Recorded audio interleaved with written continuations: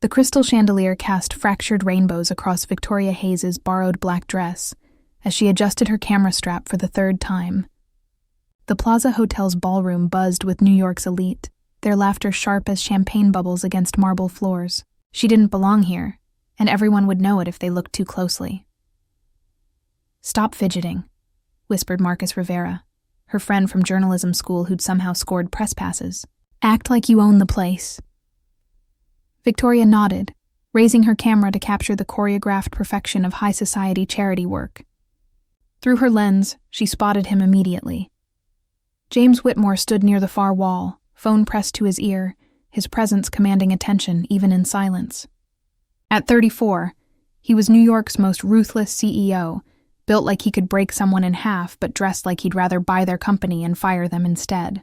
His gray eyes were winter storms, and when he ended his call, Victoria felt their weight across the room. That's when the cruelty started. "Look at that pathetic girl," sneered a blonde socialite dripping in diamonds, her voice carrying toward a young waitress who'd spilled champagne. Someone clearly doesn't understand basic etiquette. The 19-year-old server frantically dabbed at the spill, her face burning with shame. Victoria's chest tightened. She knew that humiliation, had worn it like a second skin throughout her scholarship years at private school. "Maybe she's never seen real crystal before," another woman added, their laughter cutting through the ballroom's warmth. Victoria lowered her camera and stepped forward. "Excuse me, but I think you're confusing charity with cruelty." The blonde's eyes narrowed as she sized up Victoria's borrowed dress. "I'm sorry, but who exactly are you? Someone who doesn't need to humiliate working people to feel important." Victoria moved protectively beside the waitress, whose hands were still shaking. "How dare you?" The socialite's voice rose, drawing stares. "Do you have any idea who you're talking to?" "Someone who desperately needs a better hobby." Victoria helped steady the girl's tray. "Come on, sweetheart. Let's find people who deserve your service." But the blonde wasn't finished. "Typical. I bet you don't even have a real invitation. Security should remove people like you." Victoria's blood turned to fire.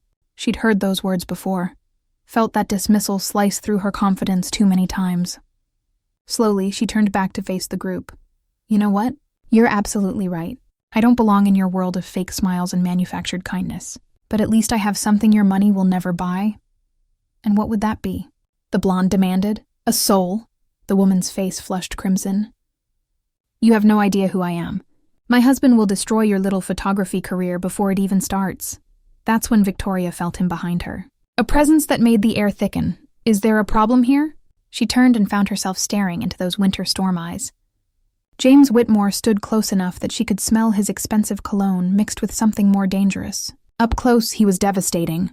Tall, perfectly controlled, and absolutely terrifying. The blonde socialite's anger melted into nervous charm. "James, darling, there's no problem at all. Charming as always," he replied.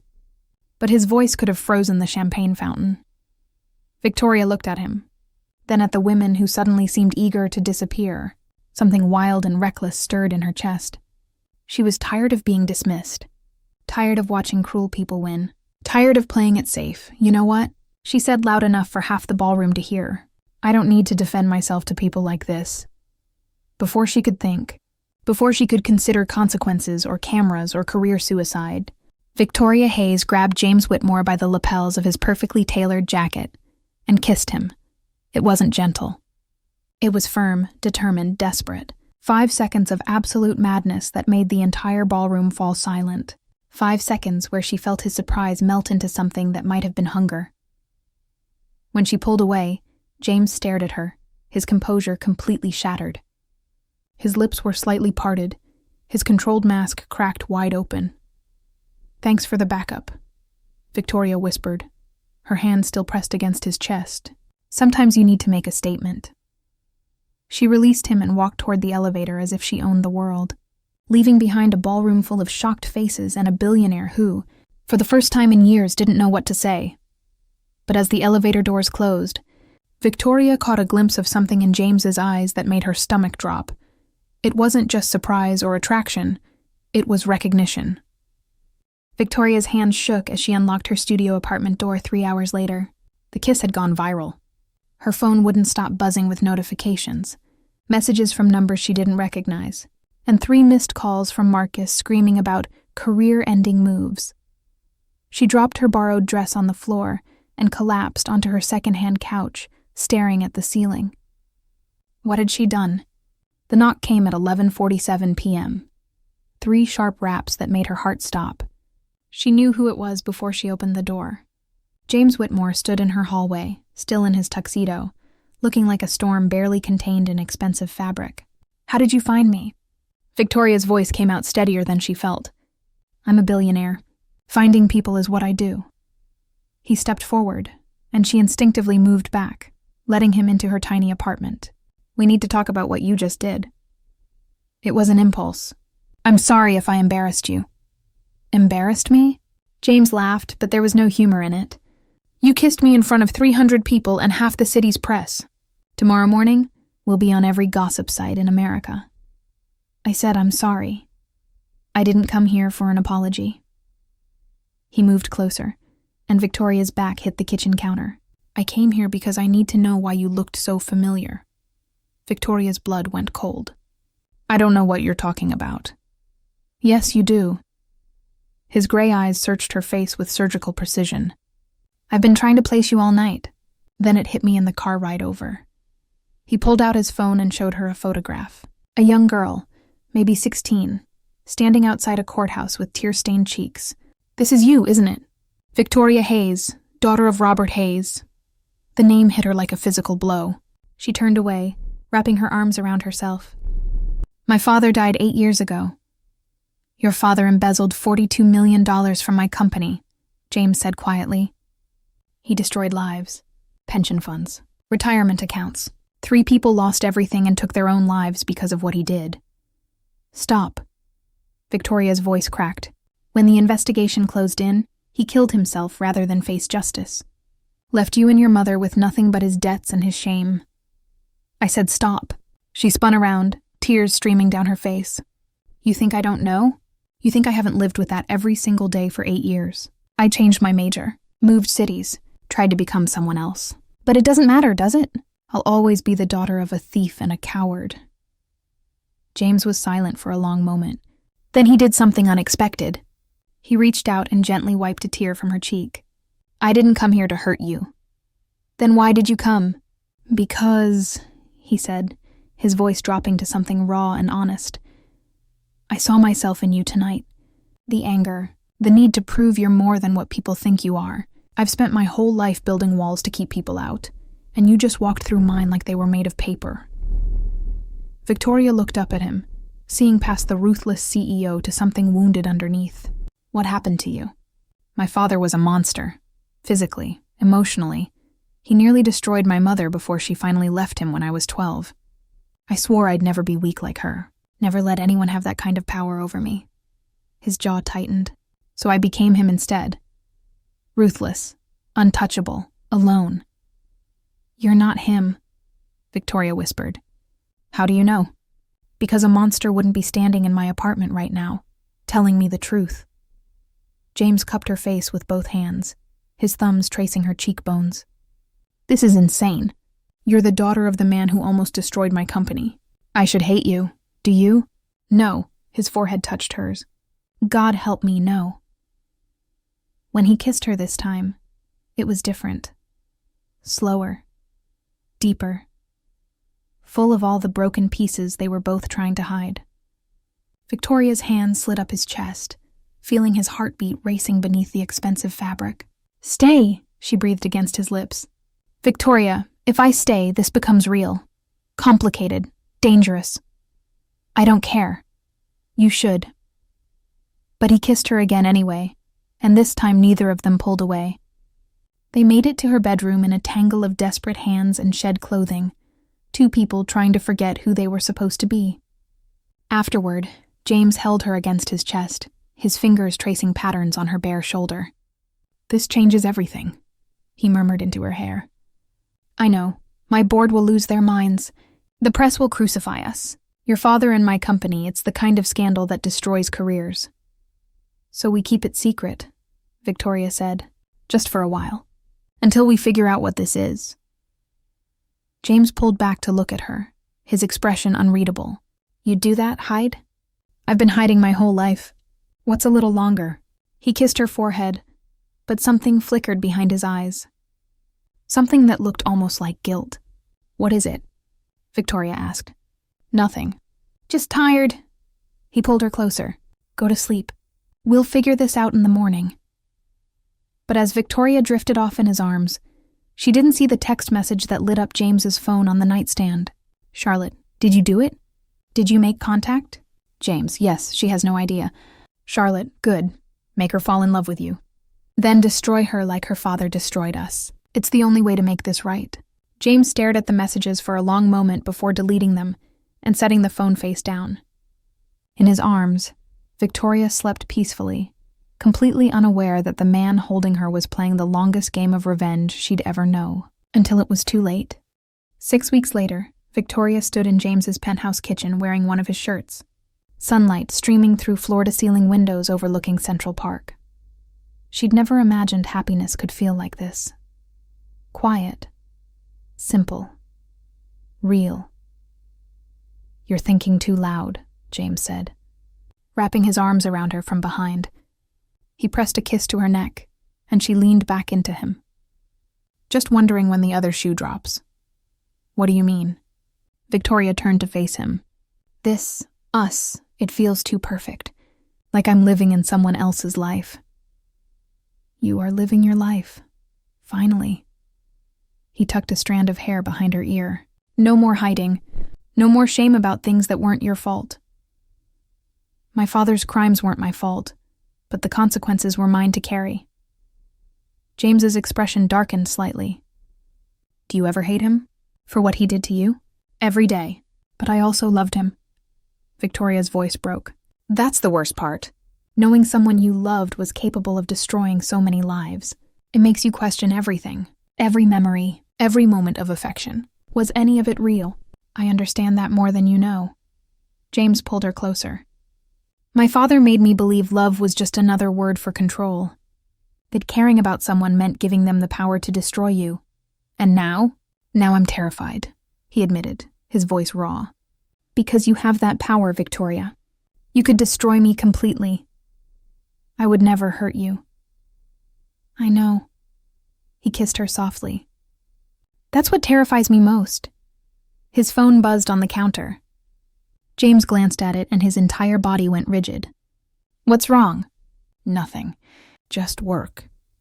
But his voice had changed, harder, distant. "James, I need to take this call. Make yourself comfortable." He disappeared into his office, and Victoria heard the door lock behind him. She tried to ignore the unease crawling up her spine. Tried to focus on making coffee, on the normalcy of a Sunday morning, but something felt wrong. Off. 20 minutes later, James emerged looking like he'd aged years. "I need to tell you something," he said. Victoria's heart stopped. "Okay. There's a charity gala next weekend. The kind where everyone who matters will be watching. I want you to come with me, publicly, as my girlfriend." Relief flooded through her. "Really? Really? No more hiding. I'm done pretending you're not the most important person in my life." Victoria threw her arms around him, missing the guilt that flashed across his face, missing the way his hands trembled slightly as he held her. She didn't see the text he'd just received from Charlotte. "The board approved the plan. 1 more month, then we release everything. Her father's crimes, her involvement. The affair, it'll ruin her completely. Are you still committed?" And James had typed back, "Yes, do whatever it takes." The gala was magnificent. Victoria wore a dress James had bought her, midnight blue silk that made her feel like she belonged in his world. As they entered the ballroom, every head turned. "They're staring," Victoria whispered. "Let them." James's hand tightened on hers. "You're breathtaking." But the stares weren't admiring. They were calculating, judgmental, and when Victoria caught snippets of conversation, her blood ran cold. Robert Hayes' daughter? Sleeping with the CEO of the company her father robbed? "Shameless. I need air," Victoria said suddenly. "Wait." James caught her arm, but she pulled away. She found herself on a balcony overlooking the city, trying to breathe through the panic attack clawing at her throat. That's when she heard the voices from the connecting balcony. James is playing her perfectly, a woman said. Victoria recognized the voice. Charlotte Reynolds, James's business partner.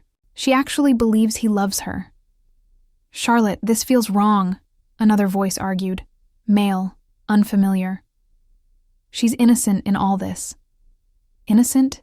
Her father stole everything from us, from James's employees. People died, Marcus. Families were destroyed. Victoria's blood turned to ice. Marcus? Her Marcus? I know, but Victoria wasn't responsible for that. She benefits from it every day, uses her father's stolen money to build her little photography career. That's not true, Marcus protested weakly. She works 3 jobs. Doesn't matter. James wants justice, and this is how he gets it. Make her fall in love. Make her trust him completely. Then expose her in the most public, humiliating way possible. Let her feel what it's like to lose everything, just like her father made us feel. And you're okay with this? I'm okay with justice. Charlotte's voice was cold steel. Besides, the girl kissed him first, remember? Practically gift-wrapped herself for revenge. Victoria's legs gave out. She collapsed against the balcony railing, bile rising in her throat. Every moment, every touch, every whispered confession of love, all of it was a lie. She forced herself to stand, to walk back into the ballroom on shaking legs. James was exactly where she left him, scanning the crowd with those winter storm eyes that had once made her feel safe. Now they just looked calculating. There you are, he said when he spotted her. I was getting worried. Were you? Victoria's voice sounded hollow even to her own ears. Of course. He reached for her, but she stepped back. Don't touch me. James froze. What's wrong? How long? Victoria's eyes filled with tears she refused to let fall. How long have you been planning this? His face went carefully blank. I don't know what you're talking about. Don't lie to me. Not now, I heard Charlotte. I heard everything. Her voice broke. You never cared about me. This was all revenge for what my father did. Victoria, let me explain. Explain what? That you seduced me as punishment for crimes I didn't commit. That every kiss was calculated? That you were planning to humiliate me publicly as some twisted form of justice? She laughed bitterly. My father destroyed lives, James. And apparently I'm just like him. Because I destroyed my own by trusting you. It's not that simple, James said. And for the first time, she heard real emotion in his voice. Anguish. Regret. It started as revenge, yes. But somewhere along the way, it became real. I fell in love with you, Victoria. That wasn't part of the plan. You don't know what love is. You just know how to use people. That's not fair. Fair? Victoria's voice rose. You want to talk about fair? I've spent 8 years paying for my father's sins. 8 years being judged, dismissed and hated for something I didn't do. And the one person I thought saw past all that was just using me for revenge. So don't talk to me about fair. Victoria, please. James grabbed her hand, his eyes desperate. Let me fix this. She yanked her hand away. There's nothing to fix. We're done. You don't mean that. I mean every word. Victoria's tears finally spilled over. I hope destroying me was worth it, James. Because you just destroyed the only real thing either of us ever had. She turned and walked away, leaving him standing alone in a ballroom full of people who would never understand what he'd just lost. But as Victoria reached the elevator, Marcus stepped in front of her, his face pale with guilt.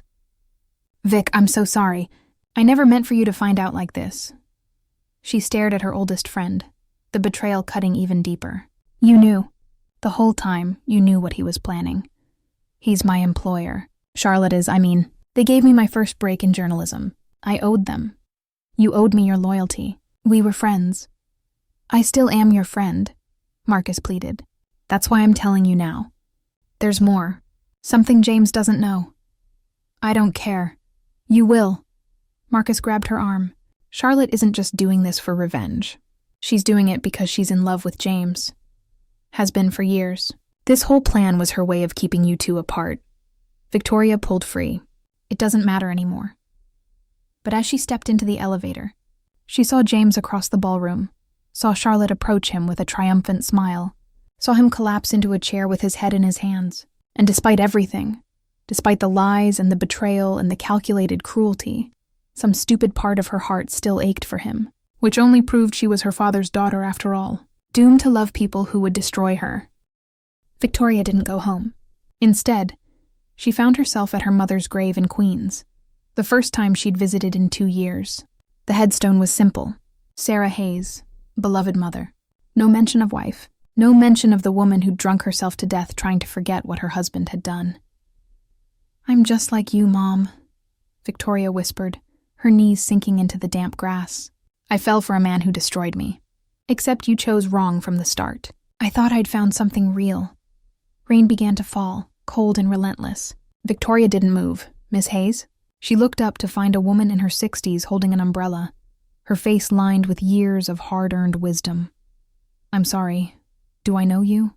"No, but I knew your father." The woman sat beside her on the wet ground, heedless of her expensive coat. "My name is Margaret Chen. My husband was one of the people who lost everything because of what Robert did." Victoria's stomach lurched. "I'm so sorry. I know nothing I say can fix what he did, but I'm truly, deeply sorry. I didn't come here for an apology." Margaret's voice was surprisingly gentle. "I came because I saw the pictures online. You and James Whitmore. And I needed to tell you something before it's too late." "What?" "Your father didn't act alone." Victoria's head snapped up. "What are you talking about?" "The embezzlement. It was brilliant. Too brilliant for one person. My husband suspected it before he died, but he couldn't prove it." Margaret pulled out a worn folder from her bag. "I've spent 8 years investigating, following paper trails, and I finally found it." She handed Victoria a document. "Bank statements, wire transfers, all leading back to one name, Charlotte Reynolds. She was your father's protege, his partner in the scheme. But when things started falling apart, she blamed everything on him. Made sure all the evidence pointed his way. Your father took the fall for both of them." Victoria's hands shook as she read through the documents. "Does James know?" "I don't think so. Charlotte has been careful. She worked her way up in his company, became his most trusted advisor. She's been controlling him for years. Why are you telling me this?" Margaret's eyes filled with tears. "Because my husband killed himself believing there was no justice in this world. That the guilty always win. I don't want to die believing that too. Charlotte Reynolds destroyed my family. She destroyed yours. And now she's trying to destroy what you and James could have been." She gripped Victoria's hand. "Don't let her win, child. Make this right." Victoria stared at the documents, her mind racing. Then she made a decision that would change everything. 3 hours later, she walked into James's office building soaking wet, the folder clutched against her chest. His assistant tried to stop her, but Victoria pushed past. James was standing at his window, a glass of whiskey in his hand, looking every bit as broken as she felt. "You need to see this," Victoria said. He turned, shock and hope warring on his face. "Victoria, I didn't think you'd ever speak to me again. I shouldn't be here. Every logical part of me says to let you burn, to walk away and never look back. Then why are you here?" "Because I found out the truth. The real truth." She threw the folder on his desk. "Charlotte wasn't just helping you get revenge on me. She was protecting herself." James opened the folder, his expression shifting from confusion to disbelief to rage as he read through the evidence. "Charlotte embezzled the money with my father," Victoria explained. "She set him up to take the fall, and she's been manipulating you ever since, making sure you blamed him and only him, making sure you'd never look too closely at her role in the company." "How long have you known?" 3 hours. James looked up at her, his gray eyes filled with anguish. "You could have kept this to yourself. Let me destroy my own company by trusting her. It would have been the perfect revenge." "I know. So why didn't you?" Victoria's voice broke. "Because despite everything you did to me, despite the lies and the betrayal and the calculated cruelty, I still love you. And I'm apparently enough of an idiot to believe you when you said it became real." James crossed the room in 3 strides and cupped her face with both hands. "It was real. God, Victoria, it was the most real thing in my entire life. I'm so sorry. I'm so fucking sorry for what I did to you." "I know. Can you ever forgive me?" "I don't know," she admitted. "But maybe we can figure it out together. After we deal with Charlotte." James pressed his forehead to hers. "She'll destroy you if we confront her. She has connections, resources. She'll leak everything about your father, spin it so you look complicit. Let her. I'm done hiding from what he did. I'm done carrying his shame. You don't understand. She'll annihilate you. Then we go down together. Victoria's eyes hardened. I'm tired of being a victim, James. Tired of letting people like Charlotte win. My father may have been weak, but I'm not. James stared at her like she was the most magnificent thing he'd ever seen. You're terrifying. I learned from the best. They called an emergency board meeting for the next morning. Charlotte walked in looking confident, her smile sharp as a blade when she saw Victoria sitting beside James. What's this about? Charlotte asked. I thought we had an understanding about keeping your personal life separate from business, James. We're past understanding, James replied coldly. We're at the part where you explain why you embezzled $42 million from this company 8 years ago. Charlotte's smile never wavered. Excuse me? We have the evidence, Victoria said. Bank statements, wire transfers, emails between you and my father, all of it pointing back to you. That's absurd. Robert Hayes acted alone. No, he didn't. Victoria stood, her voice steady despite the fear coursing through her veins. He took the fall for you because you threatened to destroy me if he didn't. You told him you'd make sure I was implicated in the crimes, that I'd go to prison, so he killed himself to protect me. For the first time, Charlotte's composure cracked. You can't prove any of this. Actually, we can, James said. We've already turned the evidence over to the FBI. They're very interested in reopening the investigation. Charlotte's face went pale. Then, like a cornered animal, she attacked. You think you're so noble? She spat at Victoria. Your father was weak, a coward, just like you. And James? She laughed bitterly. He never loved you. This was all a game to him. He told me everything. How pathetic you were. How easy you were to manipulate. How watching you fall would be the sweetest revenge. That's not true, James said quietly. Isn't it? Tell her, James. Tell her about our agreement. How you promised me that once you destroyed her, you'd finally see that I was the one who truly understood you. That I was the one who deserved to be by your side. Victoria looked at James, saw the guilt written across his face, and felt something inside her shatter all over again. There's some truth to what she's saying, James admitted. At the beginning, when we first made the plan, I did promise Charlotte that once it was over, once I had my revenge, I'd give her a chance. Give us a chance, James, Victoria whispered, but that was before I knew you, before I understood what love actually felt like. He turned to Charlotte. I'm sorry I led you on. I'm sorry I used your feelings for me to justify hurting an innocent woman. But I'm done being the man my father raised me to be. I'm done choosing revenge over redemption. Charlotte's face twisted with rage and heartbreak. You'll regret this. Both of you. Maybe, Victoria said. But at least we'll regret it together. Security escorted Charlotte from the building. The FBI would be there within the hour. As the board members filed out, murmuring about scandal and damage control, James and Victoria stood alone in the conference room. What happens now? Victoria asked. Now? I rebuild. We rebuild. He took her hand. If you'll still have me. I don't know if I can trust you again. I know. But I'll spend every day proving that I'm worth the risk. He pulled her close.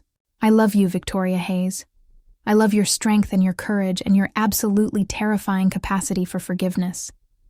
And I promise for the rest of my life, I will never give you a reason to doubt that again. Victoria wanted to believe him, wanted to fall into his arms and pretend the last 6 weeks of deception had never happened. But she'd learned the hard way that love required more than pretty words. Prove it, she said. Starting now, give me a reason to stay. James took a deep breath. Then he did something she never expected. He got down on one knee. Marry me. Victoria's heart stopped. What? Not now. Not today. Maybe not for years. But marry me someday, Victoria. When you're ready to trust me again. When I've earned back every piece of faith I shattered. His eyes were bright with unshed tears. Marry me, and I swear I will spend every moment making sure you never regret saying yes. You're insane. Probably. But I'm also completely, irrevocably in love with you. Victoria looked down at the man who'd tried to destroy her, who'd lied and manipulated and broken her heart, the man who was now offering her everything. Ask me again, she whispered. In 6 months. If we make it that long without killing each other, ask me again. And if you say yes, then maybe we really do deserve each other. James stood and kissed her softly, reverently, like she was something precious he'd almost lost forever. Outside the conference room windows, New York sprawled beneath them, full of second chances and impossible love stories. But neither of them saw Charlotte Reynolds standing in the parking garage, her phone pressed to her ear, her voice deadly calm. He chose her. "Activate the contingency plan. Are you sure?" the voice on the other end asked. "This will destroy all of them. I don't care. If I can't have him, no one will." She hung up and smiled. The real game was just beginning. The explosion happened at 3:47 a.m. Victoria woke to James's phone ringing, his body going rigid beside her as he listened to whoever was on the other end. When he hung up, his face was ashen. "The FBI evidence locker. Someone planted a bomb. All the documents we gave them are gone." This shows Charlotte entering the FBI building at 2 a.m. She had access because of her security clearance from years ago. She never removed her credentials. "This proves she destroyed the evidence," James said. "But it doesn't prove Victoria's innocent of the new charges." "I know, but it's a start." Marcus looked at Victoria. "I'm sorry. For all of it. I should have been a better friend." "You should have," Victoria agreed. "But you're trying now. That counts for something." They were about to leave when headlights flooded the garage. 3 black SUVs surrounded them, and Charlotte Reynolds stepped out, flanked by private security. "Did you really think I wouldn't be watching?" She smiled, but there was madness behind her eyes. "I've spent 8 years planning this. 8 years making sure every contingency was covered. You're not walking away from me, James. Not for her." "Charlotte, this is over," James said. "We have evidence. Evidence that will mysteriously disappear, just like everything else." She pulled out a gun, and Victoria's blood turned to ice. "I didn't want it to come to this. I really didn't. But if I can't have you, James, then she certainly won't. Everything happened in slow motion. Charlotte, it gets worse." James pulled up his laptop, and Victoria saw her own face plastered across every major news site. Headlines screamed variations of the same story. Victoria Hayes, like father, like daughter, CEO's girlfriend implicated in new embezzlement scheme. What is this? Victoria's voice shook as she read through the fabricated evidence. Fake bank accounts in her name, forged emails discussing money transfers, photographs doctored to make it look like she'd been meeting with offshore account managers. "Charlotte's contingency plan?" James said grimly. "She knew we might come after her, so she created an insurance policy. If she goes down, she takes you with her. This is insane. None of this is real. I know that. You know that, but the public won't care." He took her hand. "Victoria, this is bad. Without the original evidence against Charlotte, it's her word against yours. And she has 17 years of impeccable reputation while you're Robert Hayes' daughter. So I'm just supposed to go to prison for crimes I didn't commit? Again, pay for my father's sins? No." James's voice hardened. "We fight. We prove Charlotte fabricated everything." "How?" "She destroyed the evidence." "Not all of it." James pulled out his phone and made a call. Margaret Chen kept copies. The original investigator. She's the only other person who knows the full truth. But when Margaret's daughter answered the phone, her voice broken with grief, they learned the truth. Margaret Chen had died 3 hours ago. Heart attack in her sleep. Too convenient to be coincidence. "She killed her," Victoria whispered. "Charlotte killed the only person who could prove my innocence." James pulled her into his arms, but Victoria pushed away. Something cold and clear settled over her, a calm that came from having absolutely nothing left to lose. "I need you to do something for me," she said. "Anything. I need you to let me go." James stared at her. "What are you talking about? Charlotte wants to destroy me, fine, but she's using you to do it. As long as we're together, she has leverage. She can hurt you through me." Victoria's voice steadied. "But if I disappear, if I take all the blame and run, she has no reason to keep coming after your company." "After you? Absolutely not. James, listen to me." "No, you listen." He gripped her shoulders. "I already lost you once through my own stupidity. I'm not losing you again because of hers. You don't have a choice. There's always a choice." His eyes blazed with determination. "We face this together, or not at all. Even if it means losing everything. Your company, your reputation, everything you've built. I don't care about any of it without you." Victoria felt tears streaming down her face. "You say that now, but in 5 years, when you're still dealing with the fallout, when people still whisper about the CEO who chose the embezzler's daughter over his empire, you'll resent me. You'll hate me for what I cost you. Never. You can't promise that. Watch me." James cupped her face with both hands.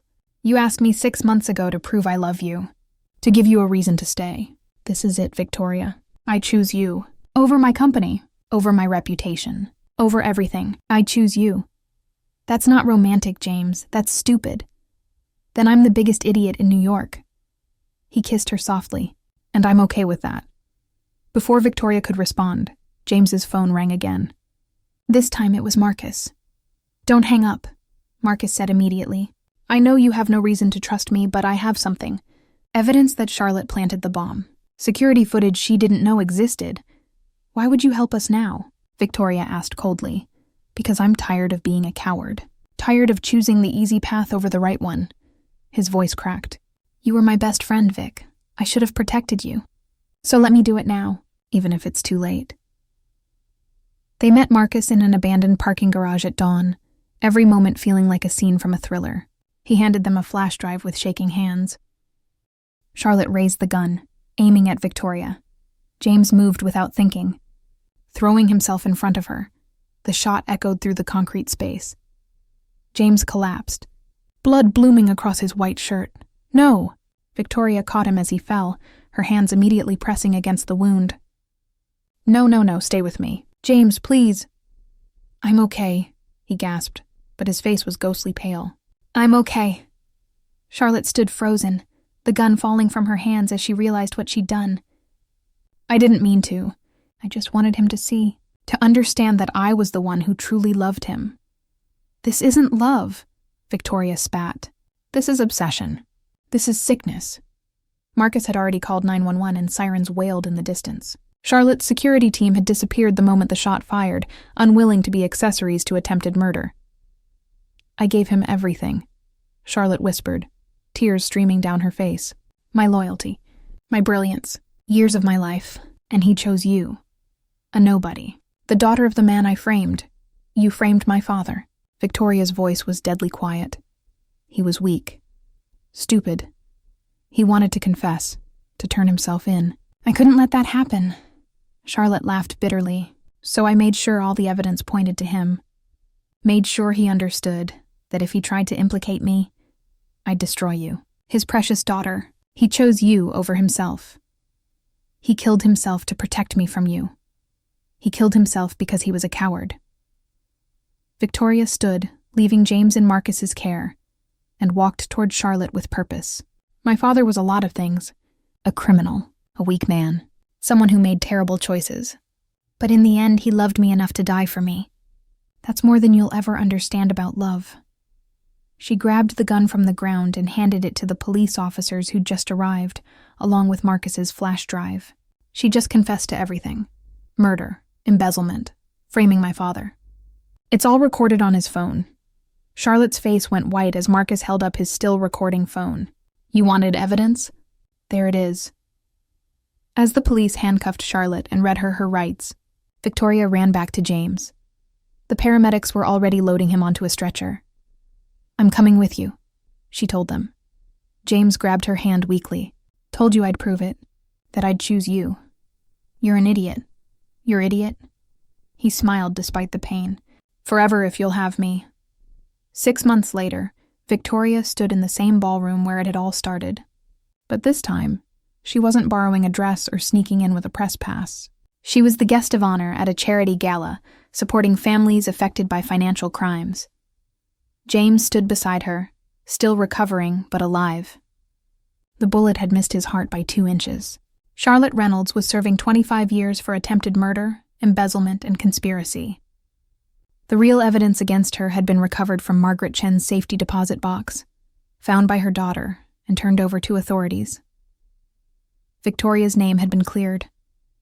More than that, She'd become a voice for children of criminals, speaking about the inherited shame and the long journey toward forgiveness.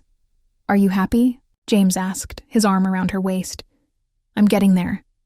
Victoria smiled up at him. Turns out redemption is a process, not a destination.